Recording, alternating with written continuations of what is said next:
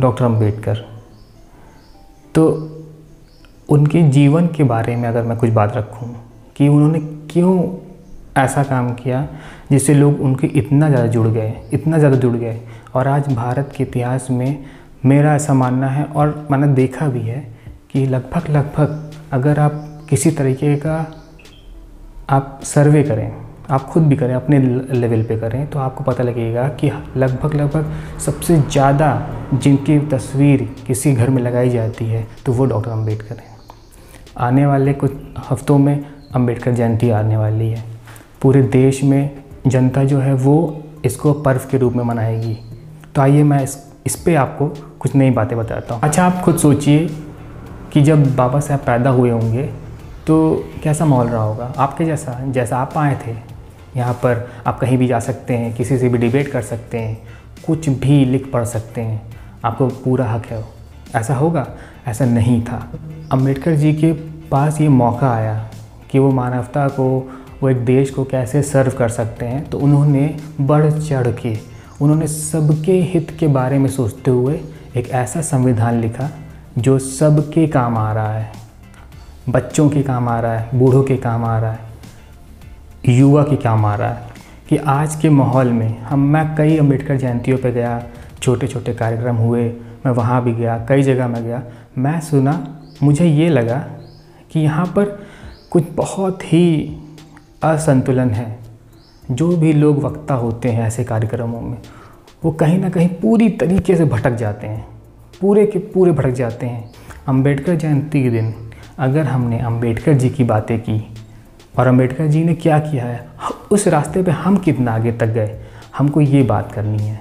मगर ऐसा नहीं होता है। अमूमन आपने सुना होगा वहाँ पर जाकर हम अपने इतिहास में चले जाते हैं, बहुत अच्छी बात है, मगर इतिहास में जाकर क्या करते हैं, अपने पुराने जख्मों को कुरेदते हैं, उन जख्मों को जो पूरी तरह से भर चुके हैं। नई पीढ़ी आ गई है, नई पीढ़ी के साथ हमको नई बातें रखनी है। अंबेडकर जी के बारे में उनको इस तरीके से बताना है कि उनके मन में किसी भी तरह की कोई बदले की भावना ना हो।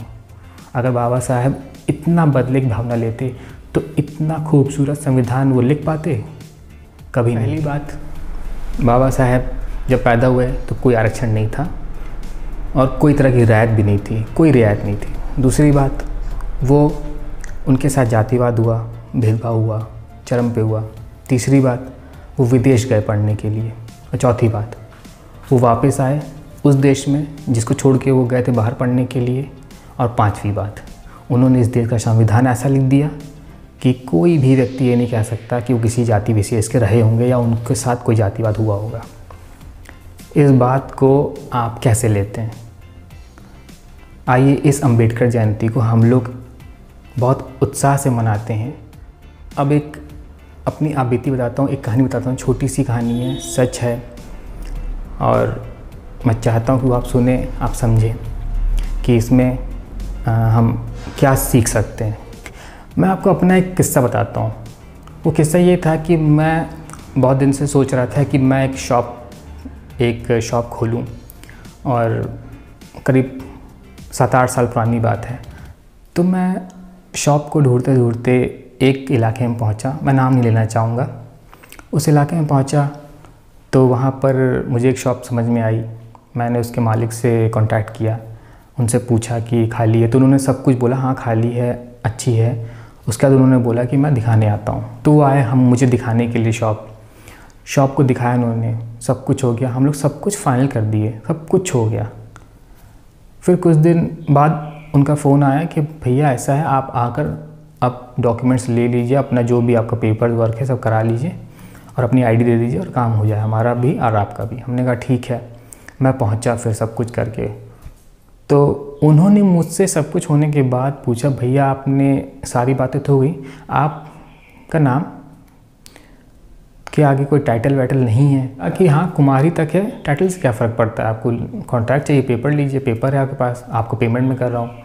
बोले वो तो सब ठीक है, मगर आपका नाम क्या है, टाइटल क्या है, कुछ तो होगा, जैसे मैं, कुछ तो होगा आपका। तो मैंने सोचा कि इस मौके पे मैं क्या कहूँ उनसे, कि कुछ विशेष लोगों ने जो लोगों को बांटना शुरू किया था बहुत साल पहले, उनके हिसाब से बताऊँ इनको जो ये मान रहे हैं, या फिर मैं इनको कुछ बताऊं ना इस बारे में, तो क्या हो सकता है। तो मैंने उनसे बोला कि देखिए, मैं बौद्ध धर्म के बारे में बहुत जानता हूँ, बौद्ध धर्म को मानता हूँ, और मैं एक बुद्धिस्ट हूँ। जात पात का वर्ड तो नहीं था, मगर आपके में कोई जात नहीं होती, उन्होंने ये बोला। फिर हंसने लगे, उन्होंने बोला ठीक है भैया, आप कर लीजिए फाइनल। तो वो बात वहाँ ख़त्म हो गई। मुझे बहुत ताज्जुब है इस बात का, इतने साल हो गए थे आज़ाद हुए देश को। बहुत लोग बोलते हैं कोई जात पात नहीं है, बट जो भी लोग ये बोल रहे हैं, जो भी, मैं उनसे यही उम्मीद करूँगा कि वो कम से कम एक बार अब कभी भी नई जगह जाएं, नए लोगों से मिलें, और कोई भी उनसे ये पूछता है कि भैया क्या नाम है, तो अगर आप सिर्फ अपना फर्स्ट नेम बताइएगा। अगर आपसे पूछे कि टाइटल क्या है, तो आप बता दीजिएगा कि आपको अगर ऐसा लगा कि जात पात नहीं, तो आप बता दीजिएगा आप ऐसी कम्युनिटी के हैं।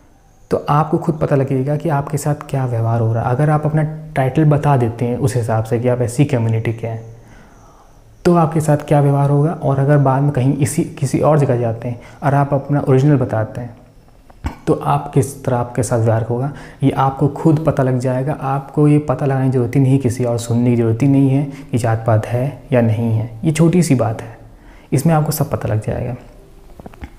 तो ये तो एक इंसिडेंट रहा मेरी लाइफ का। ऐसे बहुत सारे इंसिडेंट्स हैं जहाँ पर मुझसे सवाल किए गए हैं कि तुम्हारी कास्ट क्या है, मगर ये तो एक बहुत छोटा पॉइंट है।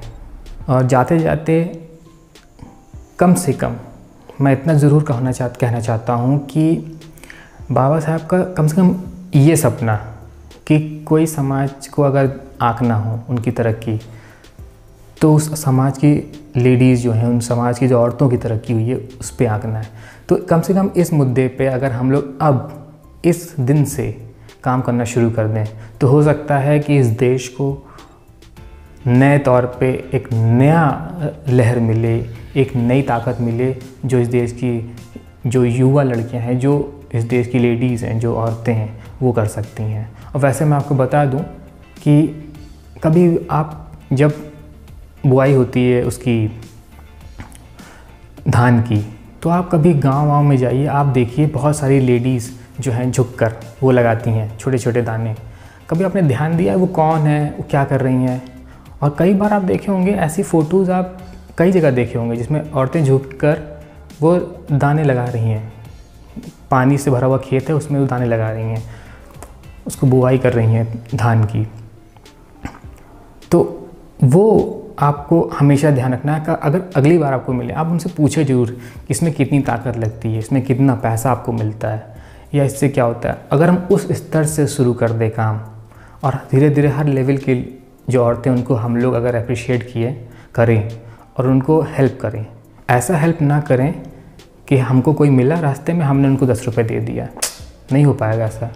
आप देखिए, आप रास्ते में जब किसी इंटरसेक्शन पे रुकते हैं जहाँ पर रेड लाइट होती है, आप 100 सेकंड के लिए या 50 सेकंड जब रुकते हैं, आपके इर्द गिर्द बहुत सारे बच्चे आ जाते हैं आपसे पैसा मांगने। आप भले ही दे देते हो पैसे, आप उनकी पेन खरीद सकते हैं, आप उनके बलून खरीद सकते हैं। अगले दिन अगर आप जाएंगे, आप देखेंगे वो उसी स्थिति में, वो बदलेगा नहीं। आपकी हेल्प ज़रूर उसको उस दिन मिली होगी, मगर वो बदलेगा नहीं। अगर आप चाहते हैं कि ये बदले, आपका दिल दुखता है वो चीज़ देखकर, तो आपको ये समझना होगा कि आप इससे काम नहीं होगा। काम कैसे होगा? आपको एक संगठित रूप में इनकी मदद करनी होगी। अगर आज आप बेहतर जगह पे हैं, तो हो सकता है आपका बैकग्राउंड अच्छा रहा हो सकता है आपका मनोबल अच्छा हो, आपका मानसिक ताकत आप में बनी हो, मगर कई लोगों में ऐसा नहीं हो पाता है। वो मनोबल से, या तो वो मानसिक रूप से ताकतवर नहीं बन पाते हैं, मजबूत नहीं होते हैं, या तो वो आर्थिक रूप से नहीं होते हैं। मगर एक समाज के तौर पे अगर आपको इन लोगों के लिए काम करना है, तो आपको संगठित होकर ही करना पड़ेगा। और संगठन का मतलब कोई विशेष जाति का संगठन नहीं है, विशेष धर्म का संगठन नहीं है। ये धरती सबके लिए है, और इसको हम लोग इंग्लिश में और हिंदी में बोलते हैं it's our earth, it's our land, और हम लोग हिंदी में बोलते हैं ये हमारी धरती है, ये मेरी धरती है, ये कोई नहीं बोल सकता। और मैं उम्मीद करूँगा कि इस अम्बेडकर जयंती पे आप अम्बेडकर जी की बातें तो ज़रूर करेंगे, मगर आप अपना समय व्यर्थ नहीं करेंगे किसी पे उंगली उठाने पे। तो मैं आपसे विदा लेता हूँ। Thank you so much.